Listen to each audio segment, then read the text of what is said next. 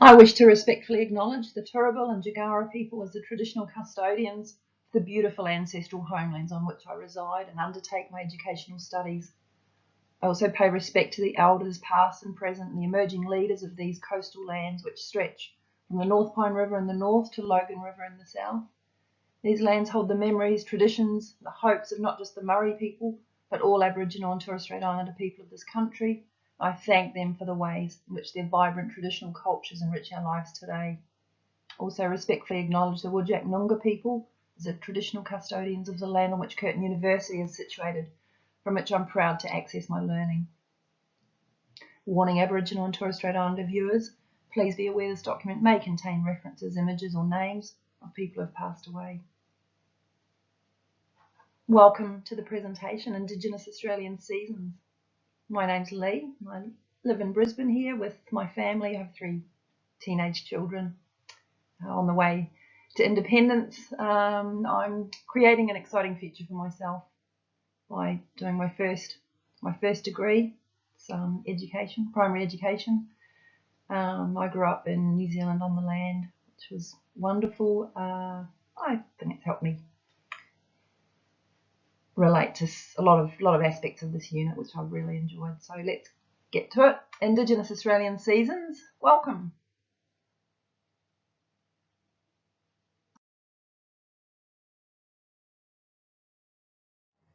So working towards these professional standards for teachers, it's about gaining that background knowledge, because when you've got that knowledge, you can show respect and understanding and really understand the things that impact on Aboriginal and Torres Strait Islander students, like the histories, the culture, the language, and with that knowledge you can then build really good teaching around that and strive to have a great vision for your students.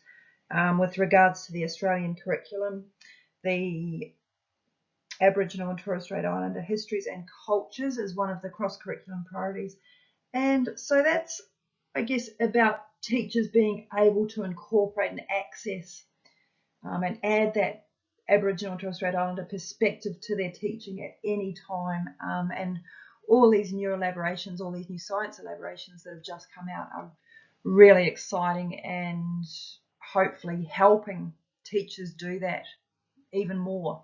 So that's why we're doing this.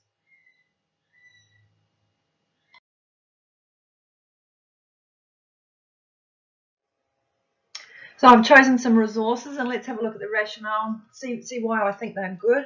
The Queensland Curriculum and Assessment Authority guidelines are grateful, because what immediately becomes evident when you look through those is things like, is the resource from the local area? Are there positive and accurate portrayals of Aboriginal people? Are there specific languages named? Is it being created or endorsed by Aboriginal or Torres Strait Islander people or groups? And so all these aspects influence whether it's a good resource or not. So the Yurganidji seasonal calendar, it's from North Queensland. It's part of the Indigenous Weather Knowledge website within the Bureau of Meteorology, and it's a really comprehensive website. We've got a detailed reconciliation action plan with a lot of initiatives. I've named a couple of them there, and also this wonderful young man, Jared Delaney, is behind it all, and he grew up listening to his elders talk about weather patterns, so he's been a driving force behind it. Some of the artwork within the website is wonderful by Indigenous artist Laurie Nielsen. So Jarrah is from North Stradbroke Island, so that's very local to me. I'm actually heading over there at Christmas, so yeah, I'll probably see Jarrah. So anyway, great resource, very happy with this one.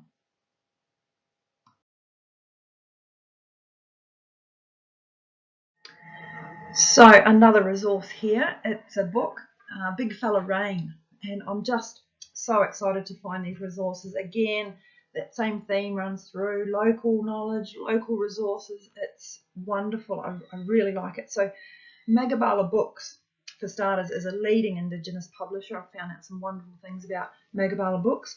The book itself describes the coming of the wet season in Northern Australia, so it's going to tie in beautifully with my Yugonajee seasonal calendar, which is from far north Queensland. So that's great. But also chose this book because both the author and the illustrator, we've got Beryl Webber, the author, and Fern Martins, both of them descended from places near my home today. So Beryl was from a station, the Gungari people of southern Queensland, and Fern was a descendant of the Gurrabal people of northern New South Wales and the Waki people of the southern coastal area. So immediately it's relevant not only to me but to local students, and opens up conversation, and it's just wonderful. I'm just very excited to find this resource, and also found out the Magabala is traditional name for the bush banana in WA, and it's best collected during or just after the wet season. So that was great to find out too. Great resource, very happy.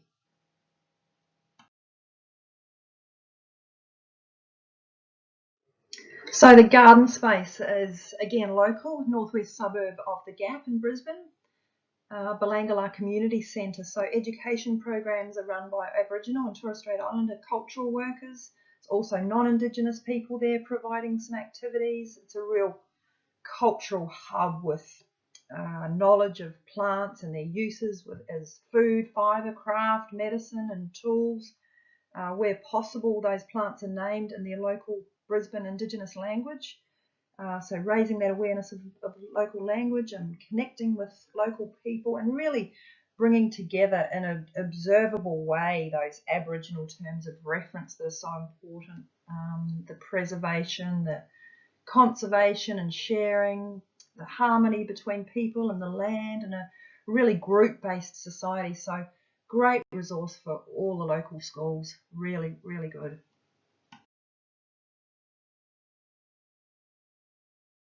So starting with the lessons, this one targets Year 2 science. There's a Kara link there. It talks about the Earth's resources and how they're used. Cross-curriculum priority, looking at sensitive environments, in particular here, how the dry season, the wet season has an impact on the environment. So starting by reading the whole text of Big Fella Rain, it's going to be useful to build a concept about those seasonal variations.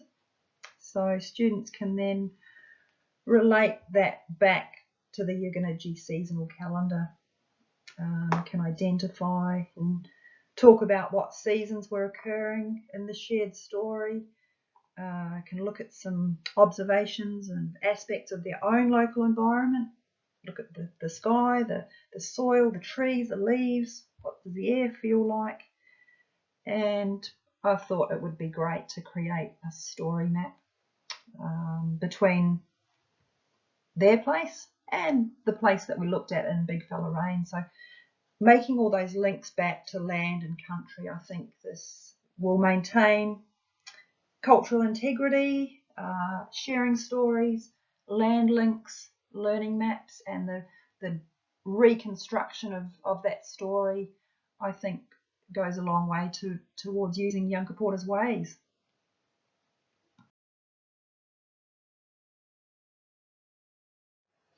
Okay, lesson 2. So the last one, it's Year 2 science again. So the last one was about science understanding. This one will bring a human element into the lesson. So it's human endeavour, and it's about observing and asking those questions, describing changes. So I've actually accessed another resource here, which I think is going to be really useful. It's from the ABC Education website. And I think it'll be really valuable to, again, build a context about the relationship that Indigenous communities have with the land, that really important relationship, and the importance of the observable changes from season to season, which are so important to Aboriginal communities. So the video is a collaboration between scientists and Indigenous people. It talks about the seasons across Northern Australia, and it gives a really good indication about plants being seasonal indicators. So, for example, a flowering plant could indicate a good food supply for a particular animal, so that animal is going to be fattened up and that could then be hunted for the community, or it could indicate that a plant could indicate that crocodile eggs are going to be ready to harvest. So it's all that hunter-gatherer sort of stuff, all those signs from the environment that are so useful. The other thing that it shows in this short video clip, it draws connections between life cycle stages that Western science really doesn't do. So it is important to note that the collaboration is between scientists and Indigenous people. So I think after viewing that, it'll be great to go back and reconstruct Big Fella Rain with the students. They could create a drawing about what does the rain mean for each of the animals, or, you know, indeed lack of rain. So in Big Fella Rain, there's all sorts of animals. There's ducks, there's eagles, crocodiles, dragonflies, tortoises, frogs, brolgas, and green ants. So all of those creatures, there's wildflowers and nuts and seeds, so they all can be observed and have some impact on what the environment's doing from perspective of Aboriginal and Torres Strait Islander people. So there's a lot going on in this lesson. Yunka Porter's ways, Aboriginal terms of reference, I think there's a real prevalence of them. There's learning maps, so all those visual processes, watching those video clips. There's non-verbal ways, we're observing plants and animals in the environment. There's non-linear ways, I think. There's new knowledge that's being created. There's innovation happening here through those collaborations. Different ideas which are really complementary. I think important to say that they're complementary to both Indigenous and non-Indigenous peoples. They're not oppositional at all. There's certainly land links, connection to the local place. You know, the whole content of this lesson really is drawn from a living landscape, and looking at those ancestral relationships that are so vital in the culture. The story sharing, the elders have personal narratives in this little video clip, which are wonderful, and there's certainly those community links. There's real life purposes and context, local viewpoints. So I'm confident that this lesson goes a long way towards achieving those professional standards.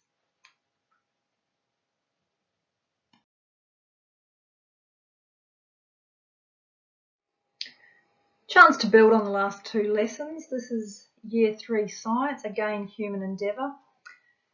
Researching Aboriginal and Torres Strait Islander people's knowledge of the local natural environment, such as the characteristics of plants and animals. So, excursion to Balangala Community Centre. So it really is an opportunity to set forth and put into context the knowledge from those last two lessons. So the excursion will provide opportunities to connect with local elders and local community. It's a really authentic Indigenous space. So it really is learning from country, on country. Chance to listen and share stories, knowledge, skills, experiences, reflect on those recent learnings, prepare bush food. I've actually included a link to a visual arts possibility there as well. There'll be chances to join a yarning or a weaving circle, create a basket or a sculpture from local plants or exotic weeds. So, and all this happens in collaboration with both Indigenous and non-Indigenous people. So positive space, it's really creatively bringing together Indigenous and non-Indigenous Australians. So especially highlighting 2.4 of those professional standards.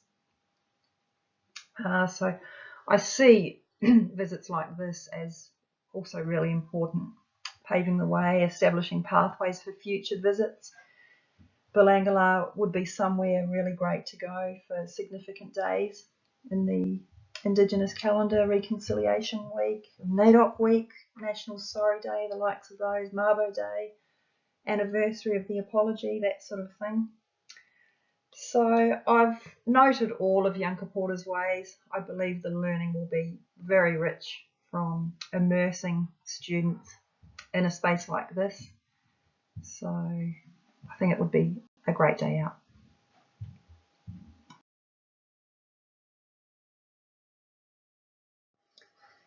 So I'm going to quietly sign off now and reflect on how far I've come towards reaching these professional standards.